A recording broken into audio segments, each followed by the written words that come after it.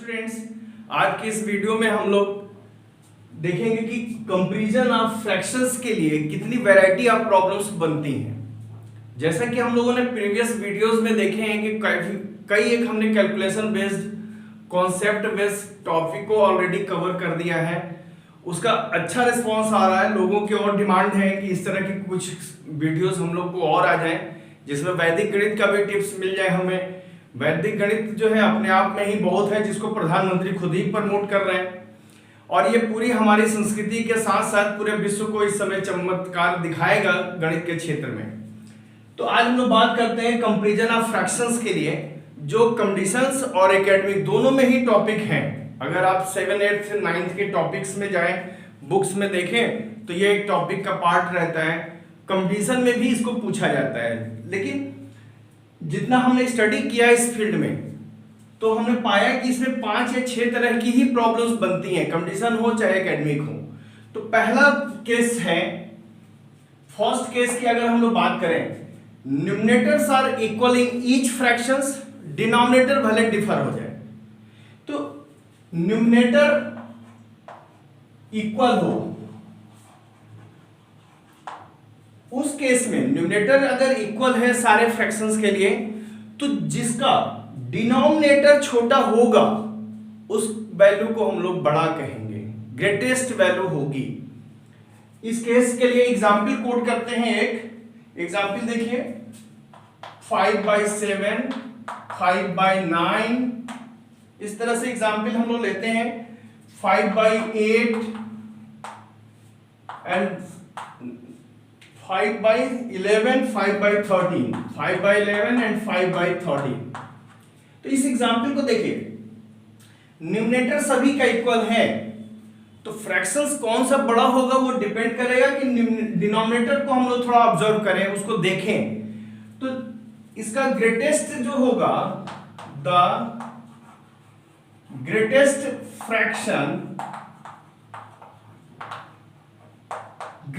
Fraction कौन सा होगा?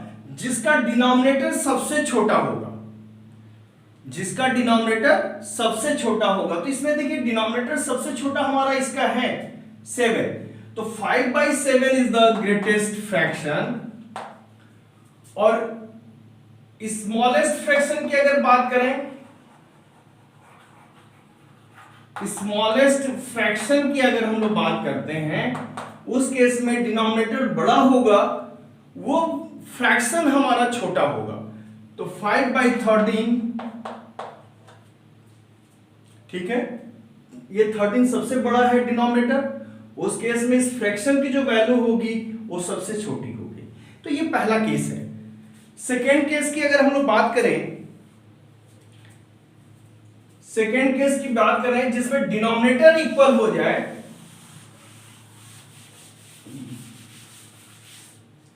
डिनोमिनेटर की वैल्यू इक्वल हो जाए, सारे डिनोमिनेटर्स जितने फ्रैक्शंस दिए गए हैं उसकी वैल्यू इक्वल है। उस केस में फर्स्ट केस का रिवर्स हो जाएगा कि आपका जिसका न्यूमरेटर बड़ा होगा वो वैल्यू बड़ी हो जाएगी, न्यूमरेटर जिसका छोटा होगा वो वैल्यू को छोटी फ्रैक्शंस कहेंगे। एक एग्जांपल लेते हैं, 5/3, छोटे एग्जांपल्स कोड करते हैं। 7/3, नेक्स्ट वन है 13/3 एंड 8/3। ये छोटे क्वेश्चंस हैं जहां पे कॉन्सेप्ट्स क्लियर होगा। इसमें देखिए डिनोमिनेटर सभी का इक्वल है, डिनोमिनेटर इक्वल है, तो हम लोग किसको ऑब्जर्वेशन देंगे?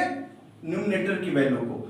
न्यूमरेटर में क्या होगा कि जो न्यूमरेटर बड़ा होगा, the greatest fraction, greatest function. तो ग्रेटेस्ट फंक्शन कौन होगा? जिसका न्यूमरेटर बड़ा होगा, न्यूमरेटर 13/3। और स्मॉलेस्ट क्या होगा? Smallest fraction equal to, smallest one is 5/3।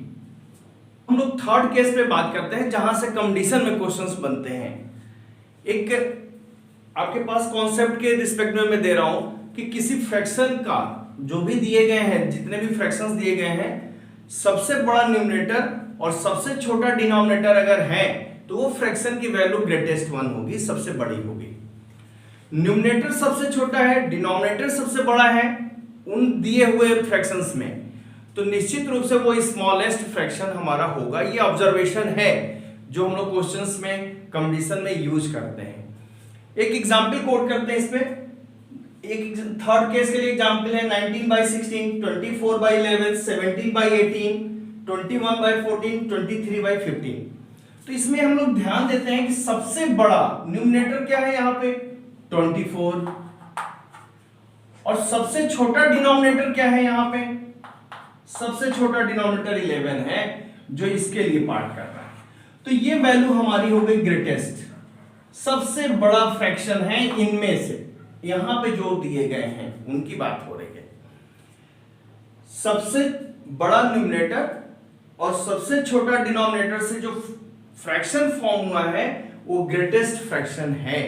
Then सबसे छोटा न्यूमरेटर यहां पे 17 है, सबसे बड़ा डिनोमिनेटर 18 है जिसका फ्रैक्शन फॉर्म हो रहा है 17/18। तो ये जो रेशियो है, जो इंटीग्रल फॉर्म हो रहा है, ये आपके पास स्मॉलेस्ट होगा, ये है स्मॉलेस्ट फ्रैक्शन। तो ये ऑब्जर्वेशन बेस्ड हम लोग कैलकुलेट करते हैं, ऑब्जर्वेशन से देख लेते हैं कि जो फ्रैक्शंस दिए गए हैं उनमें क्या ये लग पा रहा है क्या। ये कंडीशन में क्वेश्चंस पूछे जाते हैं। फोर्थ केस देखते हैं जहां पे फ्रैक्शन की वैल्यू ग्रेटर देन 1 है, और उसी में दूसरा केस एक बात होगा जिसमें फ्रैक्शंस की वैल्यू लेस देन 1 होती है। पहला केस फोर्थ का first case, when fraction less than 1, fractions less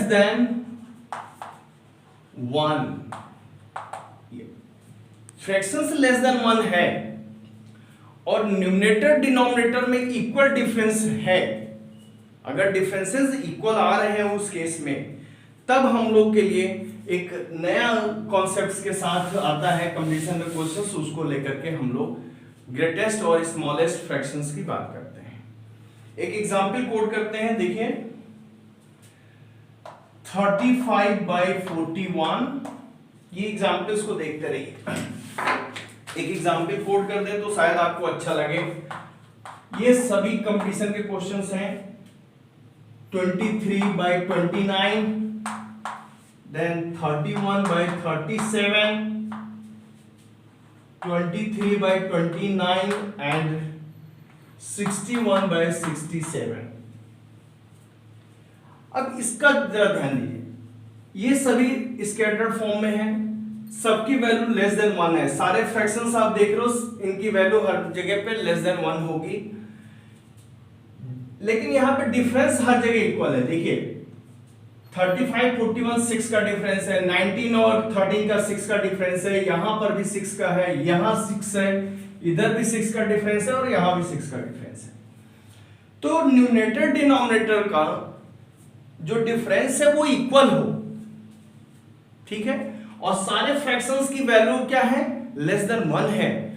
उस केस में जिसका न्यूमरेटर डिनोमिनेटर सबसे बड़ा होगा वो वैल्यू हमारी सबसे बड़ी होगी, this one is greatest.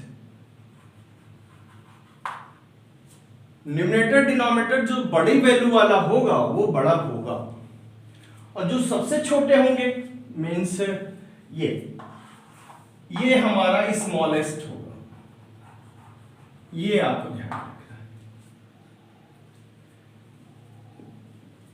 Fraction की वैल्यू लेस देन 1 हो और डिफरेंसेस इक्वल हो, न्यूमरेटर डिनोमिनेटर के डिफरेंस इक्वल हो, उस केस में हमें जो न्यूमरेटर डिनोमिनेटर बड़ी वैल्यू वाला होगा, न्यूमरल्स बड़े होंगे जिसके, वो फ्रैक्शन बड़ा होगा, जिसके न्यूमरल्स छोटे होंगे, ये नंबर्स छोटे होंगे, वो हमारा स्मॉलेस्ट वन होगा। ये हमारा फ्रैक्शंस का एक है।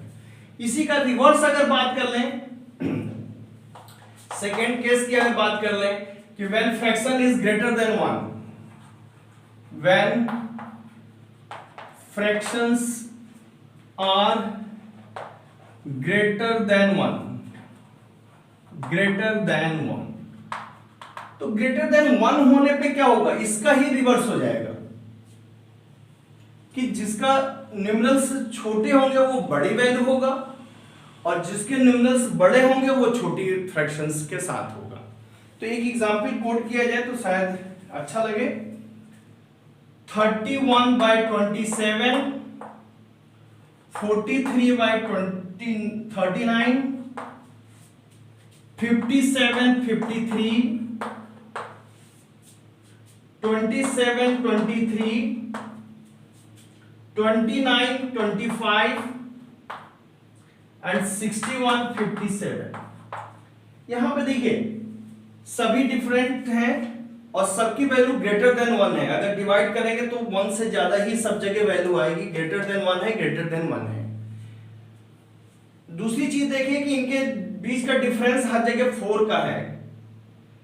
31 27 4 का डिफरेंस है। 43 39 4 है, यहां भी 4 है, यहां भी 4 है, इधर भी 4 है, यहां भी 4 है। तो अगर हमारे पास डिफरेंसेस इक्वल हैं तो इसका रिवर्स होगा। ग्रेटेस्ट न्यूमरल्स वाली वैल्यू जिसमें न्यूमेरिकल वैल्यू बड़ी है ये है, और जो सबसे छोटा है वो क्या है, यहां पे है 27/23।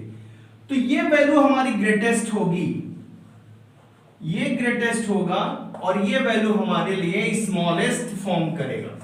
ये तो बिना किसी कैलकुलेशंस के ग्रेटेस्ट और स्मॉलेस्ट फ्रैक्शंस को हम लोग कैलकुलेट कर सकते हैं इस ऑब्जर्वेशंस के थ्रू। लास्ट वन जो थोड़ा सा कैलकुलेटिव है और हम लोग कैलकुलेशन उसमें करते हैं अप्रोक्सीमेशन पे जाने के लिए, और उसका भी यूज करते हैं ग्रेटेस्ट और स्मॉलेस्ट फ्रैक्शन निकालने के लिए। यहां तो क्लियर हो गया एकदम। फिफ्थ केस की हम लोग बात कर रहे हैं, वो थोड़ा सा कैलकुलेशन होता है और बच्चे थोड़ा सा परेशान होते हैं। इसको देखिए जरा ये क्वेश्चन। 64 328, 28 152, 36 176 एंड 49 196। ये हमारे पास वैल्यू है। तो अगर इसको हम लोग थोड़ा रिड्यूस कर सकें, क्योंकि सभी रिड्यूस हो सकते हैं, तो रिड्यूस कर दें, तो ये वैल्यू रिड्यूस होके आ रहा है 8/41, 7/38, 9/44 एंड दिस वन इज 1/4, और इसको हम लोग कह सकते हैं 10/40, ये भी कह सकते हैं। तो यहां पे हम लोग ऑब्जर्वेशन के थ्रू फिर से चेक कर सकते हैं कि कौन सी वैल्यू बड़ी है कौन सी छोटी है। ऑलमोस्ट सब कैलकुलेट करने के लिए डेसिमल पार्ट तक जाएंगे, तो ये 1/4 है, 0.25 के आसपास है।